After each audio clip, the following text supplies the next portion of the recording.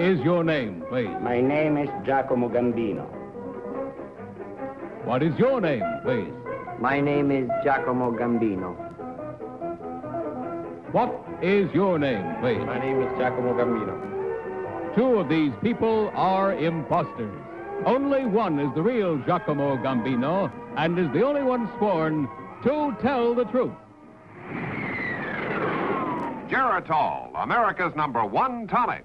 Geritol, the fast-acting, high-potency tonic that helps you feel stronger fast, presents To Tell the Truth. And here is our host, Bud Collier. Thank you very much. Good evening. Thank you. And welcome once again to Tell the Truth. And now may I introduce our panel. What is your name, please? My name is Polly Bergen. My name is Tom Ewell. My name is Kitty Carlisle. And my name is Hy Gardner.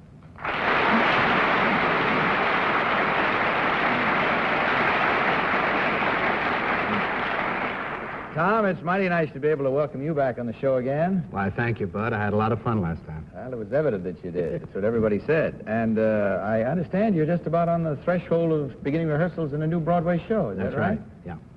As of yesterday, though, I believe it didn't even have a title. Well, it does today. Oh, it does? What's Yes. it called? It's called patat. What does that mean? Potato. Yeah. Now, these three gentlemen all claim to be Giacomo Gambino. Only one, of course, is the real Giacomo Gambino. The other two have merely assumed that identity, and they are the ones who do not have to stick to the truth. Panel, as is our custom, you'll find before you copies of the affidavit which I'm about to read. Will you please follow along? I, Giacomo Gambino, am an Italian sleeping car attendant on the express train from Rome to Paris. In order to be of service to my international passengers, I speak 4 different languages. I arrived in this country a few days ago as one of 4 Europeans especially selected to tour the United States coast to coast as ambassadors for friendship. Signed, Giacomo Gambino.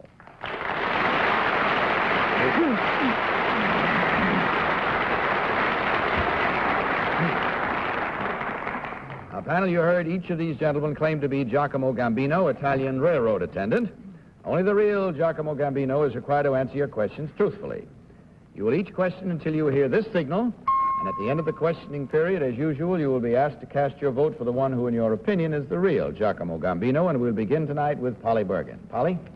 Number one, what time of day does the express leave Paris? Leave from Paris to Rome at 90 and 30. Beg your pardon? At 90 and 30, I think so. What does that mean, Bud? 90 and 30? Yes. That means it leaves at 90 and at 30. Thank you, Bud. Number two, what 4 languages does it say on the train, do not lean out the window? It's written in French, German, and Italian. Only 3 languages? Yes. Number 3, do you speak German? No, I don't. Number 2, do you... Tom? Well, you know, I rode on this train just about 6 weeks ago. I went over to Italy. I don't want to be a place dropper, but none of these guys look familiar. Number 1, what is the usual complaint on the train? Momento. No, ma la questione è questa, devo sapere. He's right. Number 2, how much does breakfast cost on the train on average? Oh, it could cost you about 450 lira. How much is that? In what money? In American money, Oh. I mean. Excuse me. 70 cents. Number 3, how long does the train stop at Stresa? The train from Rome to Paris doesn't go to Stresa. Kitty? Number 1, will you spell wagon-lit? Wagonly, W-O-N-G-L-E-T-S.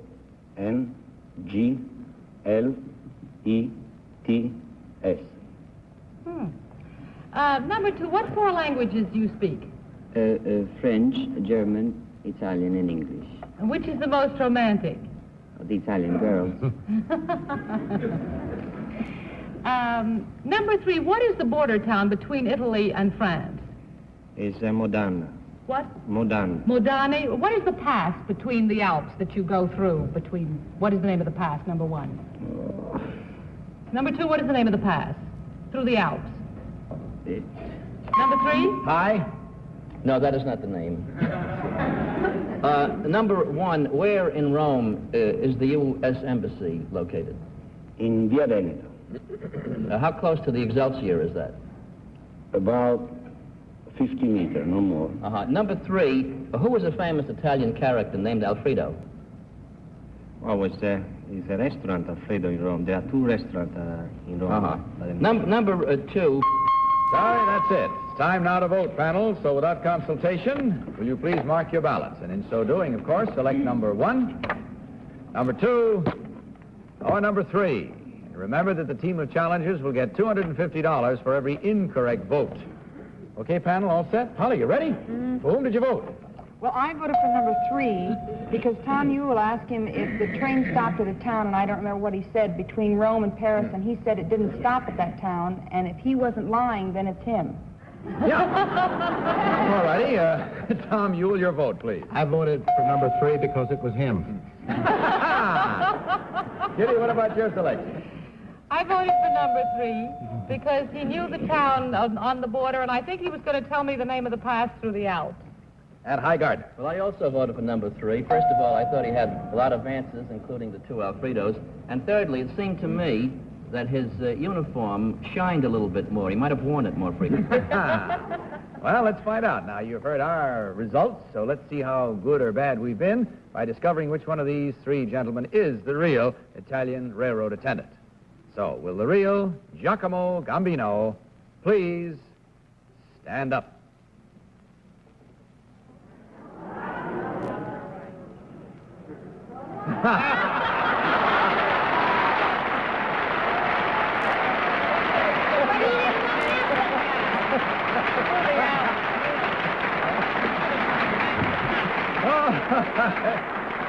Thank you, Giacomo, very much. Number 2, would you tell us who you really are and what you do, please? My name is Paul Minolfo. I'm a sales representative now living in New York, and my family comes from Switzerland. Thank you. And just a minute, Polly. Number 3, you with the shiny uniform. Would you tell us who you really are and what you do? My name is Adelmo Cacciotti. I'm an airline reservation manager, and I'm born in North Africa. Thank you, sir. I believe Polly has a question. Yes, Polly? I can only tell you that number 1 gave the kind of answers that would make me believe he's the kind that makes people get off the wrong place on the train. Really quickly. What's the name of the pass? This is I didn't understand. Oh, there you are. You see? I don't know the name of the pass. Well, it was a clean sweep for the challengers. There were 4 incorrect votes at $250 each for a total of $1,000 from Geritol. Thank you very much, gentlemen, for being with us. On your way out, stop and pick up your apothecary bottle of Geritol. Good night and good luck to you. Our next group of challengers.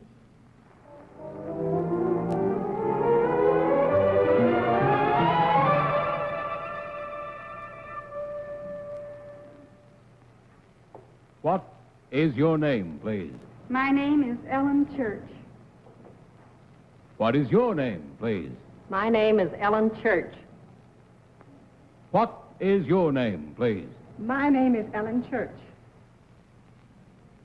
Once more, panel, will you follow along with your copies of this second affidavit? I, Ellen Church, was the world's first airline stewardess. I was first because I originated the idea of the airline stewardess 28 years ago. 12 years later, during World War II, I took to the air again, this time with the Army Nurse Corps Air Evacuation Service. I became a captain and was awarded the Air Medal and 6 combat stars. Signed, Ellen Church.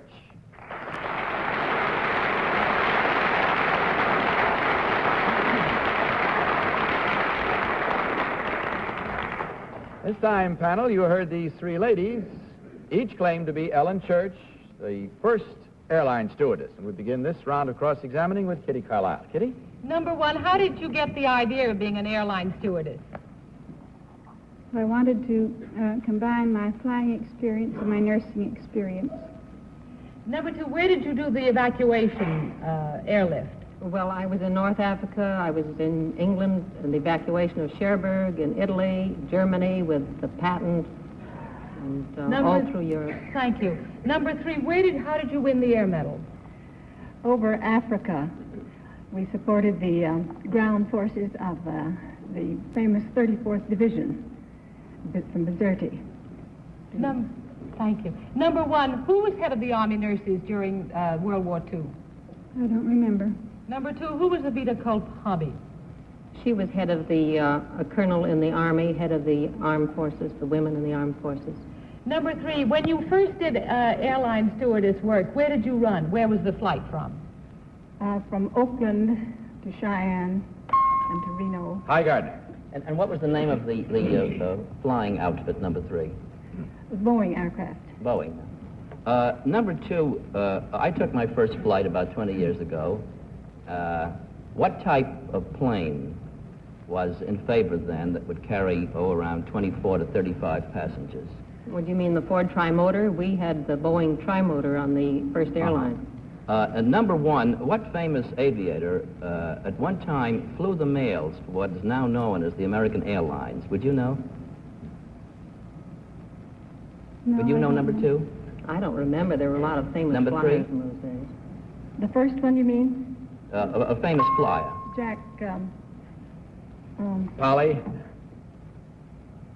Bergen. Oh, I'm sorry, Hi. I'm sorry, too, Hi. Number 2, number 1, wearing glasses. Could I be an airline stewardess? I don't believe so. Number 2, could I be an airline stewardess? You could be a stewardess, yes, but not a pilot. Unless you number had 3, a special... could I be an airline stewardess? Yes. Number 2, what was the basic requirement for an airline stewardess 25 years ago? She had to be a registered nurse. I see. And you had to be a certain weight and certain height. But because of the lack of registered nurses at that time who wanted to fly, they had to waive the height and the weight limit on certain cases. I see. Number 3, what is the height maximum today for an airline stewardess? 5'6", I believe, 5.5, 5'6" today, I think. Tom? Number 1, when you were a stewardess 28 years ago, what would you serve for dinner? Cold cuts, cold chicken, sandwiches, fruit cocktail, hot coffee. Oh, hot coffee. Number 2, what would you serve? I'd serve chewing gum. Number 3, I hate to ask you, but what would you serve? I think I'd serve chewing gum, too. I see. Number 1, how many passengers were in your first flight? About 5. Number 2, how many miles would you say approximately you've flown altogether? I have flown, well, I didn't fly very much after I only flew for about a year and a half after. Afraid that's all we have time for, panel. Once again, it's time to vote, and without consultation, will you kindly mark your ballots and select number 1, number 2, or number 3? All set? There goes Polly's. For whom did you vote, Polly? Well, I voted for number 2. I thought that she exceeded the height maximum that was required, but she gave an answer saying that they couldn't get a lot of nurses in. They had to waive that, so that switched me back to her, even though she is a little taller than she should have been. Switched you back to her from whom? From number 1. Oh, I see. I just want to get, there's always another one that you have in mind for the record. Well, it'll probably be number 3. I see. Yes, thank you, Polly. Tom? I voted for number 2, too, because to me, she was the most military in a nice, feminine way. Kitty, what about your vote? I voted for number 2. Well, she knew Evita Kolpabi, and I felt on the basis of the war record of answers, it was number 2. Hi, what was your choice? Well, I voted for number 2 also. Based on the tri-motored planes, you'd have to know a little bit about old flying to remember that. And secondly, this may be confused coordination around here, but she looks like she might have originated the idea of stewardesses. I don't know. Okay, there you have it now. Again, we've got a unanimous vote for one number and one number only. Let's see how right or wrong. It's got to be all right or all wrong, as we know. So let's discover which one of these three ladies was really the first airline stewardess as we ask the real Ellen Church to please stand up.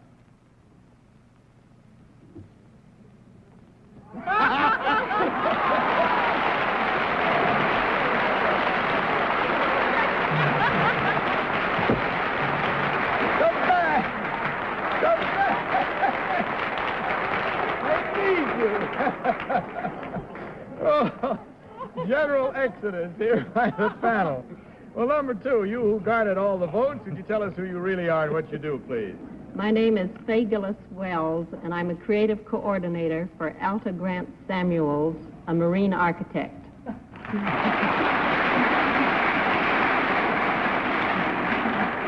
Flies to work at a Ford Trimotor every day. Number three, what about you? My name is Diane Deering. I'm a singing teacher here in New York.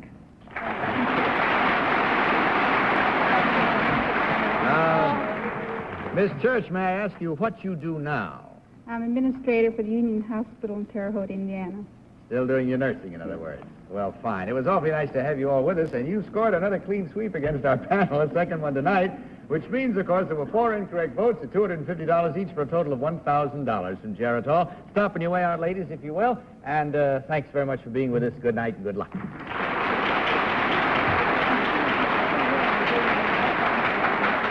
We'll meet a new set of challengers in, just about half a minute. But first, here's something for you folks, a third team of challengers.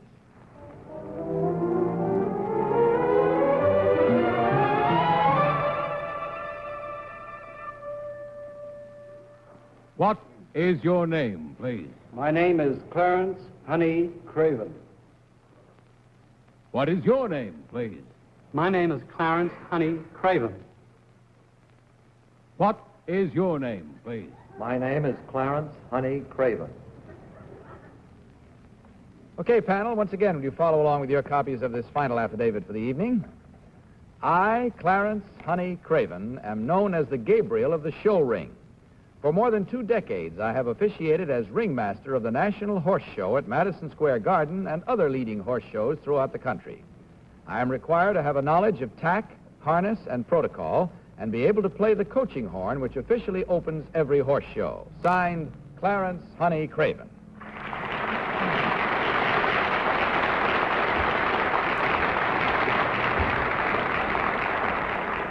Now, panel, we have 3 gentlemen all claiming to be Clarence Honey Craven, ringmaster of horse shows. We'll start this round with Hy Gardner. Hy? Number one, Honey, how did you get the nickname Honey? That was an affectionate name my mother gave me. Number 2, what was the reason for the horse show being given at the 7th Regiment Armory in 1949? I didn't know they had a horse show at the 7th Regiment Armory. Would you know number 3? There was no horse show at the 7th Regiment that year. Number 2, what famous TV star rode in the horse show last year? Not this past season, but the one before this. Last season, no famous TV star rode. Number 3, would you know what famous star rode in the horse show? Not this past season, the one before this. You mean the season of 1956? 57, or whatever. I have no idea. Would you know number 1? No, I don't believe I would. Ollie? Who was it? No consultation, please. No, you may not. The name not. of the man was Arthur Godfrey. You're not supposed to answer that. Oh, I see. I'm sorry. Consultation, which you're not allowed. Well, However, nobody gave the answer, didn't give anything away. I don't blame you for fighting back so hard. Polly? Oh, you're in a bad spot this time. Sure are. Number 1, it says in your affidavit that you have to have a knowledge of protocol. What protocol is required at a horse show? You asking number 1? Number 1, yes. Protocol refers to the decorum and the general conduct of the whole show. You have to be responsible for the way the riders conduct themselves and how the horses behave and the general order of events. Oh, I see. Thank you. Number 2, what is a quarter horse? Quarter horse, that's a breed of horses. Number 3, what is a quarter horse? A quarter horse is a horse that is a pretty strong horse, but short-lived insofar as his ability. He can run about a quarter of a mile, and that's it. Tom. Number 1, where are the withers on a horse? Just behind the shoulder blades. Number 3, what is the name of the famous circus family that rode horses? I think you're referring to the Hannaford family, a great vaudeville and circus entertainer. That's right. Number Who's asking whom? That's what I wonder. Number 2. What was the name of the head man of that family? Number 2. I think his name was Poodles. Number 3, how did you... Poodles. Oh, Poodle. Number 3, how'd you... Kitty? Excuse me. Number 1. What is a drag in horse circles? I beg pardon? What is a drag in horse circles? A drag is a slow movement of the horses. What is a drag, number 2? A drag is usually at a hunt where they lay a drag for the hounds to Number follow 3, the scent. what is a fetlock? A fetlock is that part of the hoof that where the hair grows on a Clydesdale. Number 3, could you also tell me... I'm sorry. That should be a wonderful title for a song, With a Hoof Grew on the Clydesdale. But in any event, our time is gone, so will you please mark your ballot and vote for number 1, number 2, or number 3. All set, panel? Unanimous again? Polly, for whom did you vote? Well, I sort of felt it was number 3 all along, but especially when he said the hoof on the Clydesdale, because I didn't know what that was, and it sounded impressive. That would snow anybody. Tom Ewell. I quit. I voted for number 2 because he looks like a man that's getting ready to blow that horn. And what about you, Kitty? I voted for number 3 because of the quarter horse. I don't know what that is, but it sounded right, what you asked. And I don't either. Although Poodles was very impressive, I still like number 3. Okay. And Clydesdale? High? I voted for number 2, along dear. with Tom. I don't know, he somehow looks like somebody who's a member of the horse, he said. All right, this time we split them up. And as you see, our rhymes and reasons have been given, and we'll discover right now which one of these 3 gentlemen is the real ringmaster of the horse show. So will you 3 gentlemen please stand up and pick up your coaching horns, if you will, please. The real Honey Craven, I'm told, opens each horse show with an old English coaching call. So may we hear one of those coaching calls now from the real Honey Craven.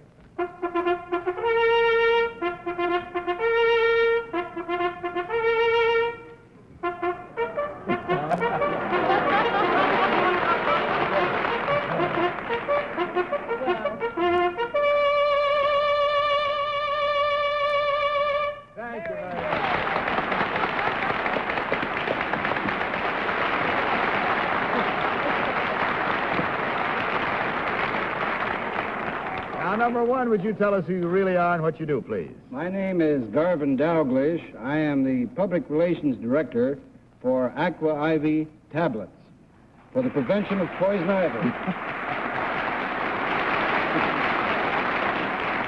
For the prevention of poison ivy, if you didn't hear that last bit. And number 3, would you tell us who you are and what you do? My name is Franklin Carter. I've been with Shell Oil Company for 25 years, local recreation director, and I have not been on a horse in over 30 years. Well, this time we had a little split up in the panel, and we had 2 incorrect votes at $250 each for a total of $500. You did better this round, panel. Not the lady. Well, the gentleman did. Yes, hi. I have a question. But I'd like to ask Honey about the Godfrey thing. He was in the show the season before this. Was there a confusion in dates or something? I said he didn't ride last year. Said the year before. But at first you said the star that rode last year, and then you changed it the year before, and I said he did not ride last year, which he didn't. Well, maybe the reason for is that Godfrey changes his mind so much. Well, any of that, I hope you had fun, gentlemen, because we certainly did. It was nice to have you here. And, of course, there's $500 from Geritol there for you to split among you. And will you stop on your way out, please, and pick up your apothecary jar of Geritol. Good night and good luck to you.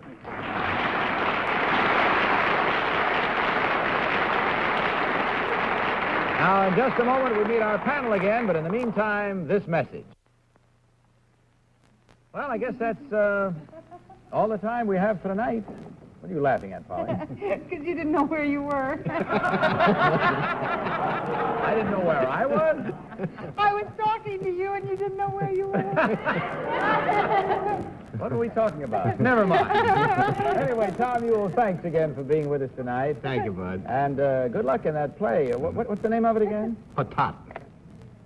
Good night, panel. This is Bud Collier saying good night from Geritol and reminding all of you to tell the truth. Good night, everybody. To Tell the Truth is the Mark Hudson, Bill Cogman production in association with the CBS Television Network. Ringmaster attire courtesy of Miller Harness Company, New York City. Miss Bergen gown by Wilma.